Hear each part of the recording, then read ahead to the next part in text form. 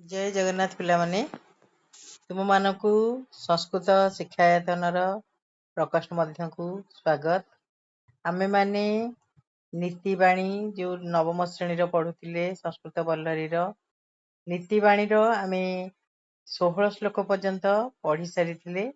हमर थिला पढिबार 17 श्लोक ठारू आज आमे सेही 17 श्लोक ठारू पढेबा पढ़िबा आरंभ करिबा व्याकरण सहित मन देकी शुण एवं तुमको आगुरु कुहाइची एई जो श्लोक गुड़िक एगुड़िक गोटे गोटे प्रदीप परी आम जीवन अज्ञान रूपक अंधकार को दूर करने सहित ज्ञानर आलोक को भरीदब आउ सारा जीवन पाई ये आमको आमर पथ प्रदर्शक होउथबो। तेणु देख कौन अच्छी सतर रे मनस्य कम वचस्य कम कर्मण्य कम महात्मनम मनस्यन्यत वचस्यन्यत कर्मण्यन्यत दुरात्मनम। ताले पिला माने महात्मनम आउ दुरात्मनम एमानक चरित्र आमे कहा चिन्हि परिबा केमती काहाकू केमितिया चिन्हि परिबा ना महात्मा माने महान आत्मा माने तांकर मनरे जहा थाए मनसी युक्त एकम वचसी युक्त एकम कर्मणि युक्त एकम हला ता माने मनरे जहा थाए से माने कथारे वचन रे ताकू ही प्रकाश करती और कर्म रे बा कार्यकारी मध्य सेया करती जहा मनरे भाबंती ताकू वाक्य रे प्रकाश करती और सेई कर्म को ही कर्म ताकू ही ठीक भाव रे कार्य रे परिणत करती। किंतु दुरात्मा माने कौन करती जो माने दुष्ट आत्मा से माने मनरे गोटे प्रकार कथा कहिबे मन्य सन्यत मन रे गोटे प्रकार कथा भाबी नेबे वचस्यन्यत माने वचन रे अलगा गोटे कथा कहिबे कर्मणि अन्यत कर्म रे भी अलगा कथा दर्शेबे। तेणु सेमानकर कौन चरित्र ही एया मन रे गोटे कथा भाबिबे वचन रे आउ गोटे कथा करिवे काम रे आउ गोटे कथा करिवे सेटा होची दुरात्मा मानकर लक्षण हैला। महात्मा माने कर्म रे गोटिए मन रे गोटिए आउ वाक्य रे गोटिए कथा करती जहा कहिबे सेया करती। किंतु दुरात्मा माने मन रे गोटे कथा भाबिबे किंतु वचन रे गोटे कथा प्रकाश करिवे कर्म रे अन्य गोटे कार्य करिवे या हला तांकर लक्षण। 18 नंबर श्लोक पिला माने पढ़िबा बहुत बढ़िया श्लोक पिला माने देख आमर आमे सब बळे एई समय रे समस्तकर रोग होउची केही आमे जणे निरोग रहुनी यार कारण होउची आमे जो महात्मा वा ज्ञानी व्यक्ति मानकर कोनसी कथा मानुने यदि आमे एतिकी कथा करि परिबा ताले आमे डाक्टर पाखो केबे भी जीवानी। कौन कौन देख दिनांते च पिबेत दुग्धम निशांते च पिबेत पयः भोजनांते पिबेत तक्रम किम वैद्येन प्रयोजनम। ताले वैद्यन ने भीषण बा डाक्तर प्रयोजनम किंग वैद्यन प्रयोजनम आमर वैद्यर प्रयोजन कौन अच्छी कौन आवश्यकता अच्छी किछि वैद्य आमर आवश्यकता नहीं जदि आमे एई काम करिबा।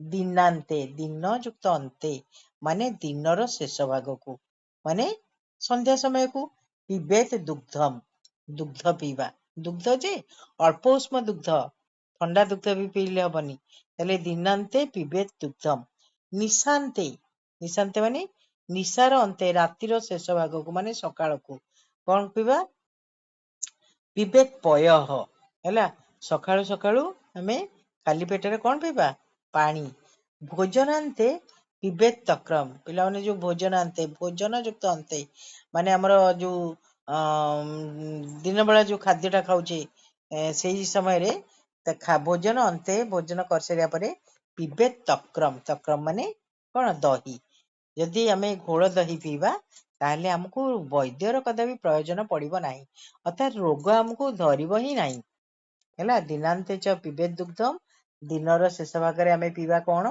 दुग्ध आउ निशांते च पिबेत कौन तक्रम ए पयः रातिर शेष भाग को आमे पयः पीवा बा जल पीवा भोजनांते पिबेत तक्रम भोजन परे आमे दही पीवा तारे सेठी वैद्यर प्रयोजन पड़िबो नाही डाक्तर पाखो कई पिला माने जीवा नाही रोग हमको हबो नाही। तेणु ये कार्य तो निहाती आमे करबा दरकार ना बुझ पहुंचो ना नहीं।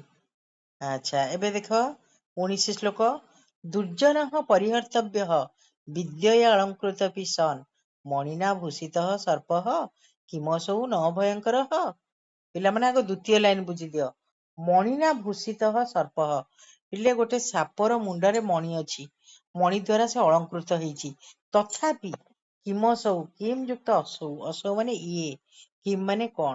ଇଏ କଣ ଭୟଙ୍କର ନୁହେଁ?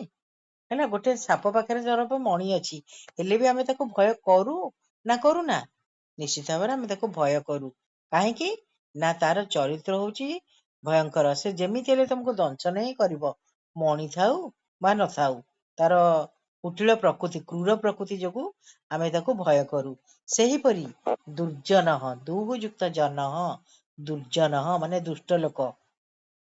ପରିହର୍ତ୍ତବ୍ୟଃ, ଦୁଷ୍ଟ ଲୋକ ସବୁବେଳେ ପରିହାରର ଯୋଗ୍ୟ। ତାଠାରୁ ଆମେ ଦୂରେଇ ରହିବା ଉଚିତ।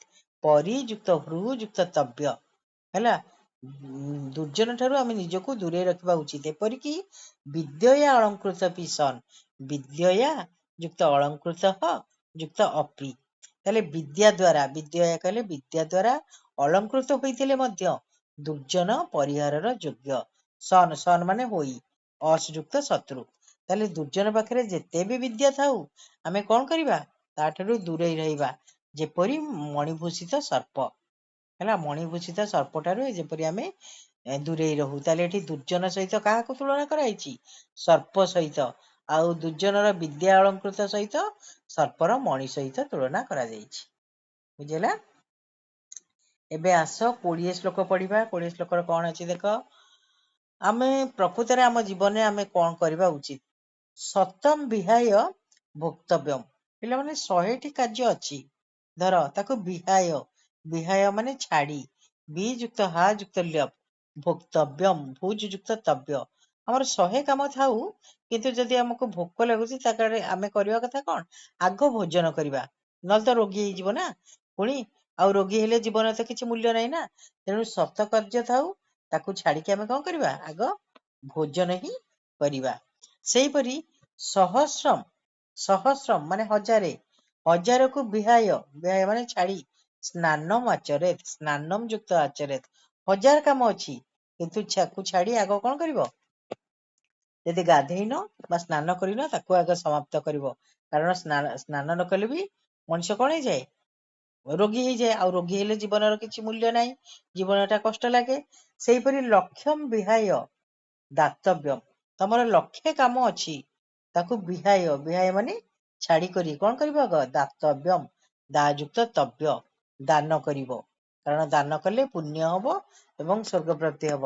ତାହେଲେ ଲକ୍ଷ୍ୟ କାମ ଯେ ଅଛି, କି ଯଦି କେହି ଜଣେ ତମକୁ ମାଗିବା ପାଇଁ ଆସିଛି, ତାହେଲେ ଆଗ ସେ କାମଟା କରିବ। ଲକ୍ଷ୍ୟମ୍ ବିହାୟ ଦାତବ୍ୟମ୍, ଲକ୍ଷ୍ୟ କାମକୁ ଛାଡିକି ଆଗ କଣ କରିବ? ଦାନ ହିଁ କରିବ। ସେହିପରି କୋଟିମ୍ ତ୍ୟକ୍ତ୍ୱା ହରିମ୍ ଭଜେତ୍। କୋଟିମ୍ ତ୍ୟକ୍ତ୍ୱା, କୋଟିଏ କାମ ଅଛି, ତ୍ୟକ୍ତ୍ୱା ତ୍ୟଜ ଯୁକ୍ତ ତ୍ୱା, ହରିମ୍ ଭଜେତ୍। କୋଟିଏ କାମ ଥାଉ ପଛେ, କିନ୍ତୁ ହରିଙ୍କୁ ଡାକିବା ସମୟ ହେଲା ମାନେ ହରିଙ୍କ ଭଜନ ଆଗ କରିବ। ଆଗ ସେ କାମ କରିବ, ତାପରେ ଅନ୍ୟ କାମ କରିବ। ତାହେଲେ ଏଇ କାମ କଲେ ନିଶ୍ଚିତ ଭାବରେ ଆମର ମଙ୍ଗଳ ହିଁ ମଙ୍ଗଳ ହବ। 100 କାମ ଅଛି ଯଦି ତାକୁ ଛାଡିକି ଆଗ ଭୋଜନ କରିବ। ଯଦି ଭୋଜନ କରିନ, 1000 କାମ ପଡିଛି, କିନ୍ତୁ ଯଦି ଗାଧେଇନ, ଆଗ ସେ କାମକୁ ଛାଡିକି ଗାଧେଇବ। ଲକ୍ଷ୍ୟ କାର୍ଯ୍ୟ ପଡିଛି, କିନ୍ତୁ ଯଦି କେହି ମାଗିବାକୁ ଆସିଛି, ତାହେଲେ ଆଗ ତାକୁ ଦାନ କରିବ। ଆଉ କୋଟିଏ କାମ ଥାଉ ପଛକେ, ଯଦି ତୁମର ଭଜନ ସମୟ ହେଇଗଲା, ଆଗ ହରିଙ୍କୁ ଆଗ ଆରାଧନା କରିବ ବା ଭଜନ କରିବ, ତାପରେ ସେ କାମ ଗୁଡିକ କରିବ। ହେଲା, ତାହେଲେ ଜୀବନର ମୂଲ୍ୟ ହିଁ ରହିବ। ବୁଝିଲା? ଏବେ ଦେଖ 21 ଶ୍ଲୋକ। ମନସା ଚିନ୍ତିତମ୍ କର୍ମମ୍ ବଚସା ନ ପ୍ରକାଶୟେତ୍, ଅନ୍ୟ ଲକ୍ଷିତ କାର୍ଯ୍ୟସ୍ୟ ଯତଃ ସିଦ୍ଧିର୍ ନ ଜାୟତେ। ପିଲାମାନେ ଏଇଟା ଭେରି ଭେରି ଇମ୍ପୋର୍ଟାଣ୍ଟ, ବହୁତ ବଢିଆ ଶ୍ଲୋକଟେ। ମନସା ଚିନ୍ତିତମ୍ କର୍ମମ୍, ମନସା ମାନେ ମନ ଦ୍ୱାରା, ଚିନ୍ତିତମ୍ ଚିନ୍ତ ଯୁକ୍ତ ତ, ଚିନ୍ତା କରିଥିବା, କର୍ମ ମାନେ କାମ, ମନ ଦ୍ୱାରା ଚିନ୍ତା କରିଥିବା କାମଟିକୁ ବଚସା ମାନେ କଥାରେ, ନ ପ୍ରକାଶୟେତ୍ ପ୍ରକାଶ କରିଦିଅ ନା। ଯାହା ତମେ ମନରେ ଭାବିଛ କରିବା ପାଇଁ, ତାକୁ କେବେ ଅନ୍ୟ ଆଗରେ ପରିପ୍ରକାଶ କର ନାହିଁ। କାହିଁକି ନା କଥିତ ଅଛି ଏବଂ ପ୍ରମାଣିତ, ଅନ୍ୟ ଲକ୍ଷିତ କାର୍ଯ୍ୟସ୍ୟ ଯତଃ ସିଦ୍ଧିର୍ ନ ଜାୟତେ। ଅନ୍ୟ ଲକ୍ଷିତ କାର୍ଯ୍ୟସ୍ୟ, ଅନ୍ୟ ଦ୍ୱାରା ଲକ୍ଷିତ ହେଇଯାଇଥିବା ବା ଲକ୍ଷ୍ୟ ପଡିଥିବା କାର୍ଯ୍ୟଟି ଯତଃ ସିଦ୍ଧି ହିଁ ଯୁକ୍ତ ନ, ସିଦ୍ଧିର୍ ନ ଜାୟତେ। ତାହେଲେ ଅନ୍ୟ ଦ୍ୱାରା ଲକ୍ଷ୍ୟ ପଡିଯାଇଥିବା କାର୍ଯ୍ୟଟି ଯେଣୁକରି, ଯତଃ ମାନେ ଯେଣୁକରି, ଯତଃ ସିଦ୍ଧି ନ ଜାୟତେ, ଯେଣୁକରି କେବେ ବି ସଫଳ ହୁଏ ନାହିଁ। ହେଲା। ତେଣୁ ମନରେ ଯାହା ଭାବିଛ ତାକୁ କେବେ ହେଲେ କଥାରେ କହିଦିଅ ନାହିଁ। କାର୍ଯ୍ୟଟି ପୂରଣ ହେଲା ପରେ ଅନ୍ୟକୁ କୁହ, କିନ୍ତୁ ଆଗୁଆ କୁହ ନାହିଁ, କାରଣ କହିଦେଲେ ଅନ୍ୟ ଦ୍ୱାରା ଲକ୍ଷିତ ହେଇଥିବା କାର୍ଯ୍ୟଟି ସିଦ୍ଧି ହୁଏ ନାହିଁ, କାରଣ ଅନ୍ୟମାନେ ତାକୁ ବିଫଳ କରିବାକୁ ହିଁ ଚେଷ୍ଟା କରନ୍ତି। ତେଣୁ କାର୍ଯ୍ୟଟି କଦାପି ସଫଳ ହୁଏ ନାହିଁ। ବୁଝିହେଲା ପିଲାମାନେ? ଏବେ 22 ଶ୍ଲୋକକୁ ଦେଖିବା। 22 ଶ୍ଲୋକ କଣ ଅଛି ଦେଖ। ଉତ୍ସାହ, ସାହସମ୍, ଧୈର୍ଯ୍ୟ, ବୁଦ୍ଧି, ଶକ୍ତି, ପରାକ୍ରମ। ଏଇ 6ଟା ଜିନିଷ ପିଲାମାନେ।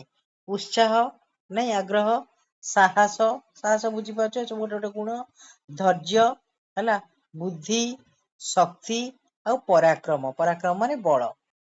ଏଗୁଡିକ ଷଡ଼େଇତେ। ଷଡ଼େଇତେ କହିଲେ ଏଇ 6ଟି ଯାକ ଷଡ଼ ଯୁକ୍ତ ଏତେ, ଷଡ଼େତେ।